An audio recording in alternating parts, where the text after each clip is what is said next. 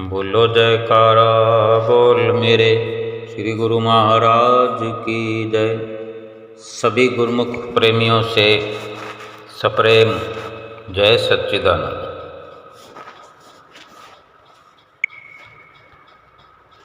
एक दृष्टांत है कि किस प्रकार इंसान जीवन व्यतीत करता है और किस प्रकार से करना चाहिए। एक राजा था, न्यायकारी राजा जिसे कह सकते हैं, प्रजा का भला चाहने वाला और धार्मिक विचारों का था, धार्मिक उसका स्वभाव था। वो भगवान के मंदिर में नित्य प्रति पूजा पाठ बड़ी लगन से श्रद्धा से किया करता था। एक दिन भगवान उससे प्रसन्न होकर दर्शन देकर पूछने लगे, कहने लगे कि मैं तुम पर प्रसन्न हूँ। भगवान ने कहा राजा से कि मैं प्रसन्न होकर कुछ देना चाहता हूँ,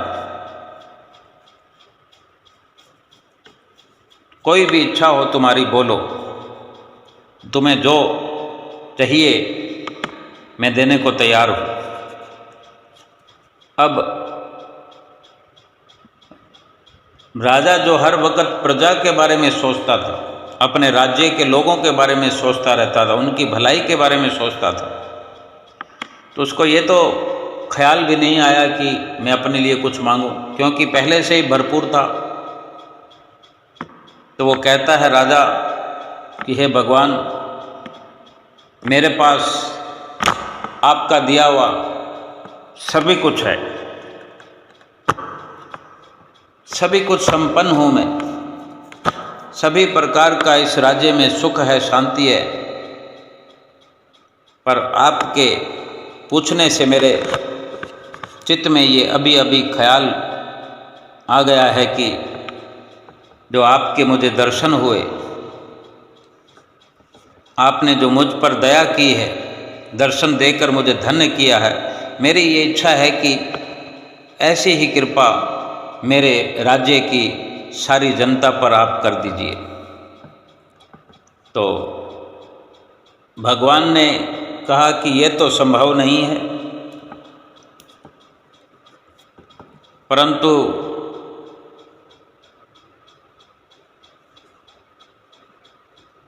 जो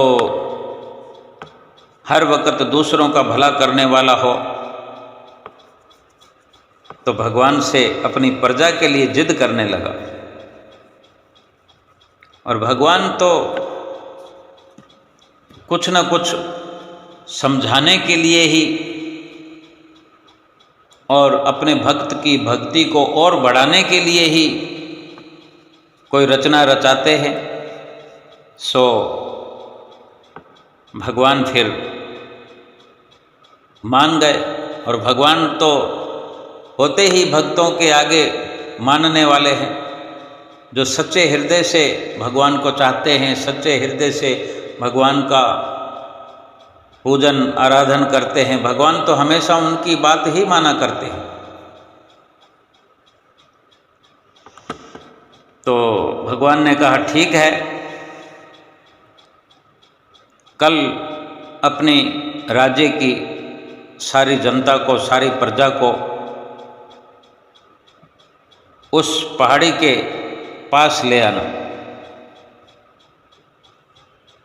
एक पहाड़ी उनके राज्य के थोड़ा सा फासले पर थी। उस पहाड़ी की ओर इशारा करते हुए भगवान ने फरमाया कि उस पहाड़ी के नज़दीक सबको ले आना, सभी को दर्शन भी होंगे, तुम्हारी इच्छा पूर्ण हो जाएगी। ये सुनकर राजा अत्यंत प्रसन्न हुआ, बहुत प्रसन्न हुआ। ये विचार तो हम भी कर सकते हैं कि भगवान का दर्शन होना कोई मामूली बात तो है नहीं। तो राजा भी बड़ा प्रसन्न हो रहा है। दूसरों के लिए, दूसरों की मांग पूरी होते हुए देखकर जो उसकी प्रसन्नता थी वो काबिल तारीफ है। तो भगवान अंतर ध्यान हो गए, भगवान को धन्यवाद देकर राजा भी निश्चिंत हो गया। अगले दिन सारे नगर में ढिंढोरा पिटवा दिया गया कि इस प्रकार पहाड़ी के नज़दीक पहुंचना है, सभी को भगवान के दर्शन होंगे। मैं सबके साथ चलूँगा, आगे आगे, और पीछे सभी मेरे चलते चले आना। और समय पर फिर ये शुरू हुआ कार्यक्रम। सभी अपने परिवारजनों को, प्रजा को साथ में लेकर पहाड़ी की ओर राजा चलने लगा। चलते चलते रास्ते में एक स्थान पर क्या देखा कि तांबे के सिक्के, पहले हमने देखा है तांबे के सिक्के हुआ करते थे, पीतल के हुआ करते थे, सोने के भी हुआ करते थे। आज भी चलन नहीं है, लेकिन धातु का कोई भी रूप हो सकता है। लेकिन सिक्कों के, रुपयों के, नोटों के रूप में ही माया को अधिकतर दर्शाया जाता है। तांबे के सिक्कों का ढेर लगा हुआ रास्ते में। राजा तो चलता चला गया, राजा तो ज्ञानी था। क्या देखा राजा ने कि पहाड़ी के नज़दीक पहुंचने से पहले तो एक सिक्कों का पहाड़ खड़ा हुआ है, यहाँ ढेर लगा हुआ है, बहुत ऊंचा टीला। राज्य के लोग भी तो बहुत थे। और फिर भगवान की जो लीला है, तो भगवान तो कुछ भी कर सकते हैं। हम चाहे बेशक भगवान को समझने का प्रयत्न ना करें, भगवान को ना समझते हों, हम भूल जाते हों कि भगवान सब करने वाले, लेकिन हम तो खुद जब भगवान बने होते हैं तो फिर भगवान को जानने की, पहचानने की हमें कहाँ ज़रूरत होती है। तो भगवान ने जो ढेर लगाया सिक्कों का, ये भगवान की माया थी। सभी लोग भागने लगे। वो जो सिक्कों का ढेर लगा हुआ देखा, तो जिस रफ्तार से सभी चल रहे थे, अचानक से रफ्तार तेज करके भागने लगे उस सिक्कों के ढेर की ओर, कि उनको जो आराम से चलने का सब्र था, वो सब्र भी उनका टूट गया और भागने लगे। तो राजा ने ये सब देखा कि कहाँ उतावले हुए भाग रहे हैं। राजा देखकर ऊंचे स्वर में उनको समझाने लगा, सतर्क करने लगा, होशियार करने लगा। बड़े प्रेम से समझाए कि तुम भगवान से मिलने जा रहे हो, इन सिक्कों की ओर ध्यान मत दो, तुम इन तांबे के सिक्कों के पीछे अपने भाग्य को दुर्भाग्य में मत बदलो। परंतु लोभ लालच के वशीभूत हुए उस जनता के, उस राज्य के लोग कहाँ समझने वाले। कुछ लोग बेशक उन सिक्कों के पीछे ना जा कर के अपने आप को संभालते हुए राजा के पीछे हो लिए, और कुछ एक तो तांबे के सिक्कों के ढेर के वशीभूत लगे उनको अपनी झोली में भरने, और सिक्कों की गठरियाँ बना रहे हैं। जो भी उनके पास साधन है उठाकर ले जाने का, उसी प्रकार वो सिक्कों को उठाकर घर की ओर चलने लगे। और मन में ये सोचते रहे, सिक्कों को समेटते समेटते यही मन में उनके चल रहा था कि भाई पहले इन सिक्कों को तो समेट लें, भगवान से तो फिर कभी मिल लेंगे। कौन सी आफत आ रही है, कौन सी जल्दी लगी है? ये सिक्के तो हमने आज तक देखे नहीं, इतना खजाना मिल गया, भगवान से मिलकर क्या करेंगे, कुछ समय बाद मिल लेंगे। और इस प्रकार गठरियाँ बना बना कर अपने घर की ओर चल पड़े। राजा दुखी मन से आगे बढ़ ही रहा था। बड़ा दुख हुआ क्योंकि वो भगवान से जिद करने लगा था कि मेरी जनता को भगवान दर्शन दे दें। उसकी यही प्रसन्नता थी, अपने लिए कुछ नहीं मांगा। इससे बढ़कर कोई उपकारी क्या हो सकता है? तो दुखी मन से जो राजा चल रहा था, कुछ देर चलते रहे और अचानक से चांदी के सिक्कों का एक और चमचमाता हुआ पहाड़ दिखाई दिया।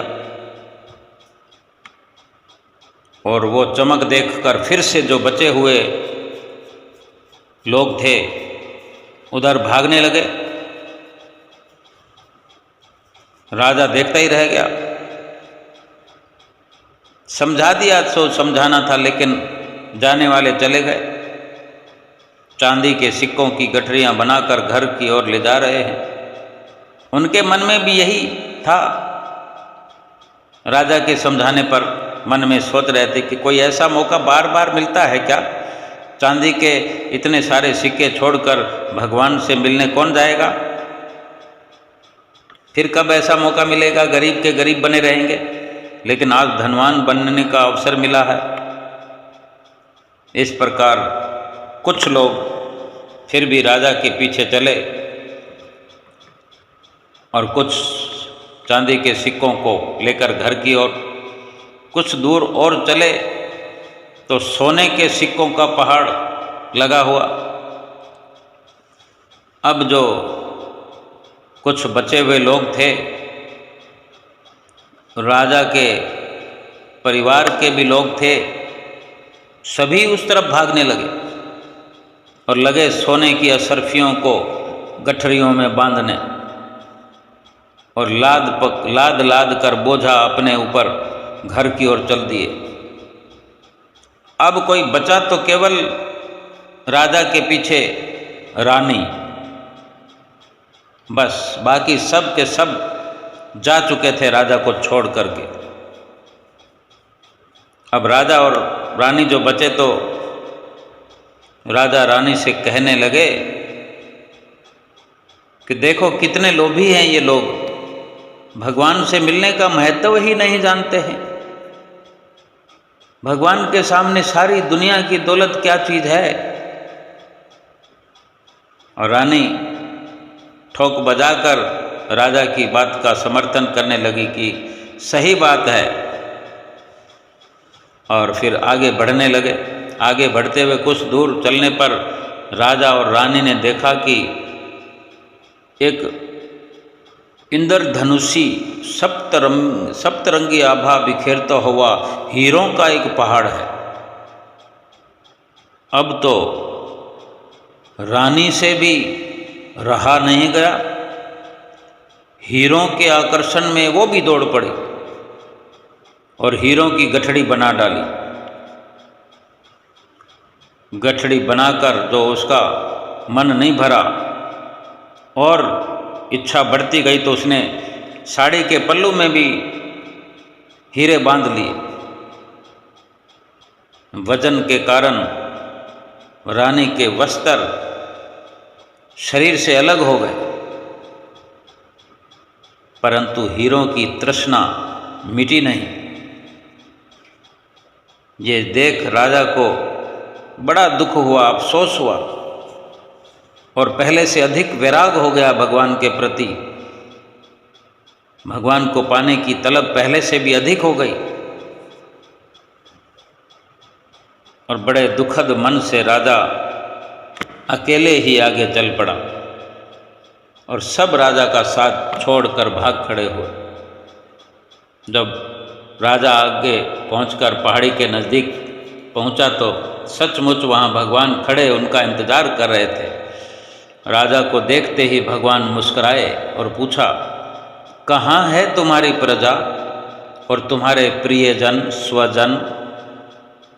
मैं तो कब से उनसे मिलने के लिए, उनको दर्शन देने से बेकरारी से इंतजार कर रहा हूँ। राजा ने शर्म और आत्मग्लानि से आंसू बहाता हुआ सर झुका दिया भगवान के आगे। भगवान ने राजा को समझाया, राजन, जो लोग अपने जीवन में भौतिक सांसारिक प्राप्ति को मुझसे अधिक मानते हैं, उन्हें कदाचित मेरी प्राप्ति नहीं होती और वो मेरे स्नेह तथा कृपा से खाली रहते हैं।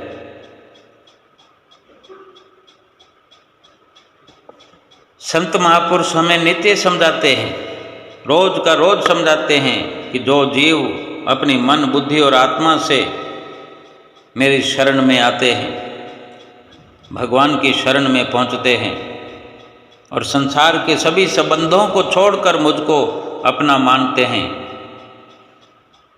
मुझसे प्यार करते हैं,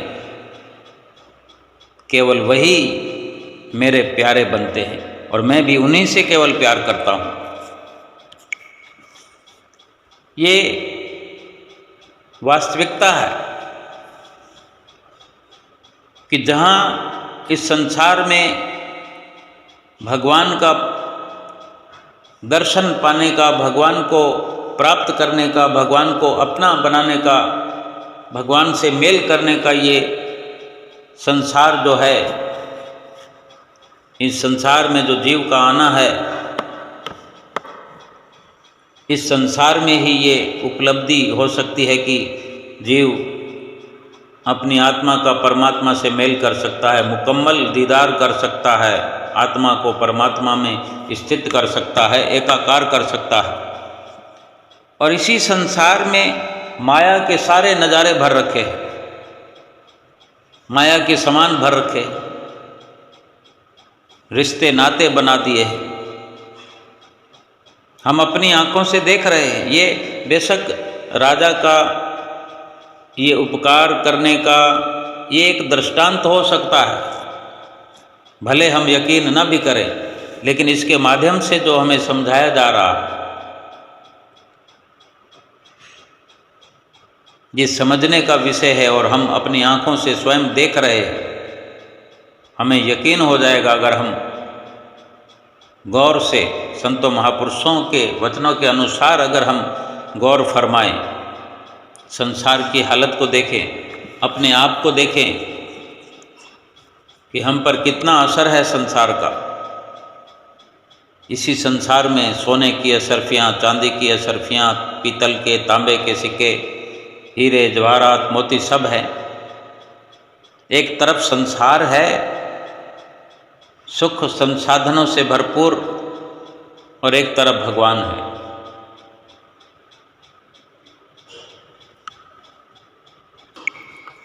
इस संसार में और इस संसार तो क्या 84 लाख योनियों में एक ये मनुष्य जीवन ही तो है, मनुष्य शरीर ही तो है,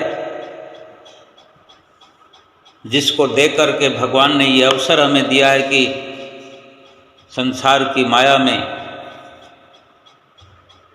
भूल न करते हुए, लिप्त न होते हुए, बड़ी सरलता से भगवान की प्राप्ति करना है। और हम अगर ऐसे स्वर्णिम अवसर को छोड़ दें, महापुरुष फरमाते हैं, 184 जोन में मानुष दे पर दान, बिना भजन भगवान के चली अकारत जान। 84 लाख योनियों में ये मनुष्य देह, मनुष्य शरीर, मनुष्य योनि प्रधान योनि है। ये फक्र करने की बात, गर्व करने की बात जीव के लिए तब है जब अपने असली मकसद को पूरा कर रहा हो। अगर विषय वासनाओं में लगा हुआ, गलतान हुआ, आलस प्रमाद में अपना वक्त जाया कर रहा हो तो मनुष्य योनि और 84 लाख योनियों में जो फर्क है उसको मिटा रहा है। इंसान होकर भी अगर पशु तुल्य कार्य कर रहा है तो फिर पशु और इंसान में क्या फर्क रहेगा? क्या ये मनुष्य शरीर फिर शर्मसार होकर यहाँ से मनुष्य शरीर का त्याग करके जीव जाएगा? कितनी दुर्दशा होगी। किस किस प्रकार से हम संसार में मुबतिला हैं, संसार के पदार्थों में मुबतिला है। एक लगन लगी हुई है संसार को प्राप्त करने की। चंद सिक्कों के कारण, चंद रिश्तों के कारण, चंद सौंदर्य के कारण, कुछ जमीन के टुकड़े के कारण, कहीं कोई कोठी के कारण, कोई बंगले के कारण, कुछ बैंक बैलेंस के कारण, अगर किसी ने भगवान को या भगवान के रास्ते को छोड़ रखा है, वो इन्हीं सब सामानों के पीछे ही तो छोड़ रखा है। लेकिन ये मनुष्य जीवन तो यूं ही चला जा रहा है बेकार। जीवन निर्वाह के लिए भगवान ने किसी को भी वंचित नहीं रखा है, जन्म से पहले दिया है उसको। अगर किसी के मुकद्दर में नहीं है तो फिर भी दया करके उसको जीने के लिए कुछ न कुछ साधन अवश्य दिया है, कुछ व्यवस्था अवश्य की है। बुरे से बुरे कर्म करता हुआ भी इंसान अगर मनुष्य योनि में आ गया है, सतगुरु की भरपूर कृपा को पा करके अगर मनुष्य जीवन में आ गया है, तो चाहे प्रारब्ध में कैसा भी हो, लेकिन उसको खान पान पहरान का अवसर अवश्य दिया है। अपनी कृपा से उसे नवाजा है। जरूरत के लिए किसी के पास कोई कमी नहीं है। लेकिन रात और दिन एक ही आवाज़ कि मैं बच्चों की पालना नहीं करूं क्या? क्या मैं काम धंधा छोड़ दूं? कोई कहता है मेरा मकान बन रहा है 3 महीने से, मुझे समय नहीं है, मुझे वक्त नहीं है। कोई कहता है मैं बच्चों के लिए इंतज़ाम करने में लगा हुआ हूँ। कोई कहता है मेरी बेटी की शादी है, कोई कहता है मेरे बेटे की शादी है, कोई कहता है मेरा बेटा विदेश गया हुआ है। अच्छी अच्छी उपलब्धियों के कारण, जबकि इतनी अच्छी उपलब्धियां होने के कारण, इतनी अच्छी व्यवस्था होने के कारण भगवान के नज़दीक पहुंचना चाहिए, भगवान का शुक्राना करना चाहिए कि भगवान ने हमें इतनी नेमतों से नवाजा है। नवाजते चले जा रहे हैं, धन धाने से भरपूर करते जा रहे हैं। जितना धन धाने से भरपूर हम होते जा रहे हैं, उतना भगवान को पीठ दे करके माया की ओर दलदल में फंसते चले जा रहे हैं। क्या ये हमारे लिए सुखद है, सुख का कारण होने वाला है? यही कर्म सुख के हेतु हैं। हो सकते हैं कभी भगवान को पीठ देने से क्या सुख कोई पा सकता है? किसी ने पाया है? बड़े बड़े राजा, बड़े बड़े जो दिसहि लोग, तिन कौ व्यापे चिंता रोग। हर कोई बड़े बड़े लोगों की उपाधियां देता है, उसके पास इतना धन है, उसके पास इतने बंगले हैं, उसके पास मोटर गाड़ियां हैं, मेरे पास कब आएंगी? ऐसा क्यों नहीं सोचते कि उसने भगवान को पा लिया, उसने भगवान को पा लिया, मैं कब पाऊंगा? सत्संगों में भी जाते हैं, रामायण सुनने जाते हैं, गीता को सुनने जाते हैं, कितनी कितनी देर बैठे रहते हैं। बड़े बड़े पांडाल लगे हुए हैं, संत महात्मा सत्संग सुना रहे होते हैं। वहाँ पर ये क्यों नहीं सोचते बैठकर कि इतने संवाद सुनने को मिले, इतने संतों का, इतने भक्तों का बखान संतों के मुख से सुना। इच्छा क्यों नहीं होती कि मैं भी कोई भक्त बन जाऊं, मैं भी प्रभु का प्यारा बन जाऊं? केवल यही एक ललक लग जाए, लटक लग जाए मीरा की तरह, मेरो तो गिरधर गोपाल दूसरो न कोई।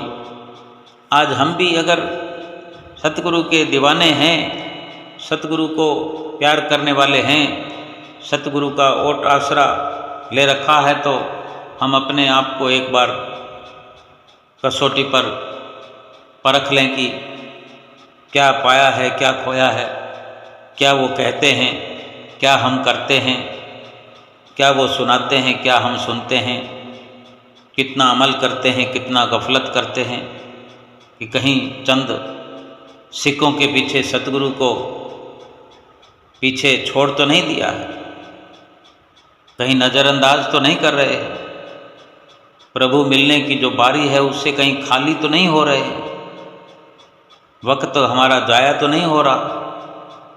ये सोने जैसा वक्त है,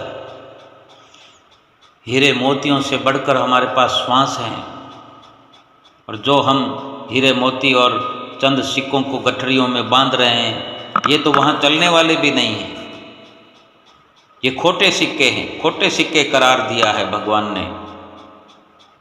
ये केवल गुजर बसर के लिए जितना काम आ सकते हैं उतना ही काफ़ी है। रात और दिन इनके पीछे भागकर भगवान को छोड़ देना, सतगुरु की आज्ञा की अवज्ञा कर देना, अवहेलना कर देना, ये ठीक नहीं है, ये अफसोस करने जैसा है। राजा अकेला ही रह गया, हम भी अकेले ही बेशक रह जाएं, लेकिन हम उस संसार पर मर मिटने की कोशिश ना करें जो हमारे साथ निभाने के लिए कोई एक भी तैयार नहीं है। चंद चांदी या तांबे के या सोने के सिक्कों के पीछे भागकर खड़े होने वाले रिश्तेदार अपने क्या बेगाने क्या सब के सब साथ छोड़ देने वाले हैं, पूरा का पूरा संसार साथ छोड़ देने वाला है। हम उनके साथ मिलकर के प्रभु की मिलन की जो बारी हमें मिली है उसमें देर न करें, गफलत न करें। हम समय से अपने सतगुरु के वचनों की पालना करते हुए, भगवान की नज़दीकी प्राप्त करते हुए, तुरंत से तुरंत, जल्दी से जल्दी अपनी जीवात्मा का कल्याण करें, अपनी आत्मा को परमात्मा से मिला लें। वक्त हाथ से निकल ना जाए, बाकी सब कुछ प्रारब्ध से ही मिलने वाला, लेकिन हमारी भक्ति हमारे करने से ही होगी।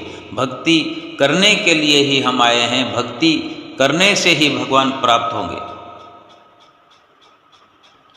तो भक्ति में देर न करते हुए, भक्ति का पूरा पूरा लाभ प्राप्त करते हुए, भक्ति को अपने हृदय में बसाते हुए, भगवान को अपना बनाते हुए, भगवान के प्यारे बन जाएं, भगवान हमसे प्यार करें। इससे बढ़कर कोई हीरे मोतियों की, सोने की कोई भी दौलत नहीं हो सकती। यही सबसे बड़ी दौलत है जो हमें यहाँ से लेकर के प्रभु के धाम में जाना है और लोक परलोक सुहेला करना है। बोलो जयकारा बोल मेरे श्री गुरु महाराज की जय।